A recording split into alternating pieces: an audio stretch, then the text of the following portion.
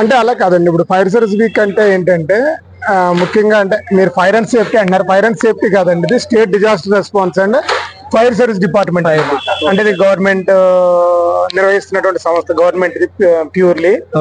ఇప్పుడు మన fire service week లో ఏం చేస్తుంటాం అంటే ఆల్ సొసైటీలో ఉన్నటువంటి ఆల్ డివిజన్ ఆఫ్ పీపుల్స్ ని మనం ఈ ఫైర్ గురించి అవేర్ చేస్తాం అనమాట.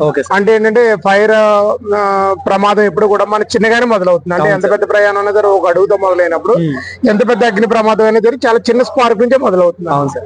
వాళ్ళకి ఏంటంటే కొద్దిపాటి అవగాహన ఉన్నట్టయితే చిన్న ప్రమాదాన్ని పెద్దది కాకుండా వాళ్ళు ఆపగలరు. చాలా ప్రమాదాలు ఇప్పుడు మనకు 100 ప్రమాదాలు అయినాయి అనుకోండి, 95% నుంచి 97% వరకు కూడా చిన్న పర్సెంట్స్ ఉంటాయి. ఓన్లీ 2 to 3% పెద్దవి ఉంటాయి అన్నమాట.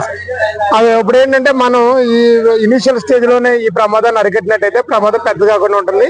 దానివల్ల విలువైనటువంటి ప్రాణ ఆస్తి పర్యావరణ పరమైనటువంటి నష్టాలు పెద్దది కాకుండా మనం కాపాడచ్చు అనమాట. అందులో మీరు అడిగిన క్వశ్చన్ వస్తే మీరు ఏ తరగతి ప్రజలు మీరు అవేర్ చేస్తారు ఈ వారోత్సవాలు అంటే ముఖ్యంగా విద్యార్థుల్ని. అంటే ఏంటంటే నేటి విద్యార్థులే రేపు పౌరులు. దట్ అవేర్నెస్ గురించి కనుక వాళ్ళకి చిన్న వయసులోనే అవగాహన ఉందంటే వాళ్ళ లైఫ్ స్పాన్ అనేది చాలా చాలా ఎక్కువ ఉంటుంది. కాబట్టి వాళ్ళ లైఫ్ లో ఈ విధమైనటువంటి సంఘటనలు ఎప్పుడు ఎదురైనా సరే వాళ్ళు చాలా ఈజీగా దాన్ని ఫేస్ చేయగలరు. ఆ ఉద్దేశం మీద ఎడ్యుకేషన్ ఇన్స్టిట్యూషన్ కి వాళ్ళకి చేయడం జరుగుతుంది. తర్వాత రెసిడెన్షియల్ ఎవరైతే ఈ రెసిడెన్షియల్ అపార్ట్మెంట్ లో కానీ స్లమ్ ఏరియాస్ లో కానీ నివసించేటువంటి ప్రజలు ఉంటారో వాళ్ళ దగ్గరికి కూడా వెళ్ళి ఫైర్ గురించిన అవగాహన ఇవ్వడం జరుగుతుంది.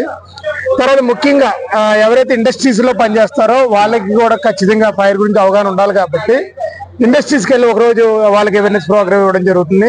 తర్వాత ఏంటంటే ఎక్కువగా ఫోకస్ అయ్యేటటువంటి విషయం ఏంటంటే హాస్పిటల్ ఒకరోజు గవర్నమెంట్ జనరల్ హాస్పిటల్ అడిగాము, వాళ్ళు కూడా ఒప్పుకున్నారు. ఒకరోజు హాస్పిటల్కి వెళ్ళి హాస్పిటల్లో తీసుకోవాల్సిన జాగ్రత్తలు ఏంటి, ఏమైనా ఫైర్ ఇన్సిడెంట్ కానీ లేదా ఏదైనా అన్వాంటెడ్ థింగ్స్ హాస్పిటల్లో జరిగినప్పుడు మనం వాళ్ళని ఎలాగా సేవ్ చేయాలి, వాళ్ళంతటా వాళ్ళు ఎలా సర్వైవ్ అవ్వాలి చేయడం జరుగుతుంది.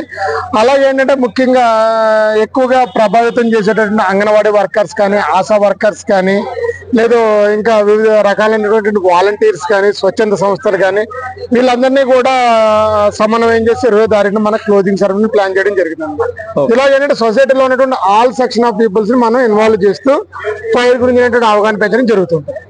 Okay sir, thanks sir. ఇలాగా ఈ ఆపర్చునిటీ ఇచ్చినందుకు చాలా థ్యాంక్స్ అండి. Okay, thank you.